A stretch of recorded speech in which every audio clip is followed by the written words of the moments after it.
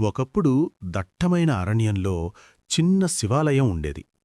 ఆ దేవాలయం చుట్టూ ఎత్తైన చెట్లు, పక్షుల కిలకిల రావాలు, నదీ ప్రవాహం. ఆ ప్రదేశం ఎంతో పవిత్రంగా ఉండేది.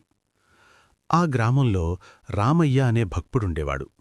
అతను ప్రతిరోజూ ఉదయం అరణ్యంలోకి వెళ్ళి ఆ శివాలయంలో దీపం వెలిగించి బిల్వదళాలు సమర్పించి భక్తితో ప్రార్థించేవాడు. ఓ శంభో, నా కుటుంబాన్ని కాపాడండి, నాకు ధైర్యమివ్వండి అని ప్రతిరోజూ నమస్కరించేవాడు. ఒకరోజు రామయ్య దేవాలయంలో పూజ చేస్తుండగా బయట గర్జన వినిపించింది. బయటకు చూసేసరికి ఒక పెద్ద పులి దేవాలయ ద్వారం దగ్గర నిలబడి ఉంది. రామయ్య గుండె బరువుగా కొట్టుకుంది. భయంతో చేతులు వణికాయి. పారిపోవాలని అనిపించింది.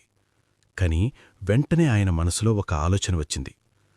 నేను ప్రతిరోజూ ప్రార్థించే దేవుడు నన్ను కాపాడడు? అతను కళ్ళు మూసుకొని గట్టిగా జపించాడు. ఓం నమఃశివాయ.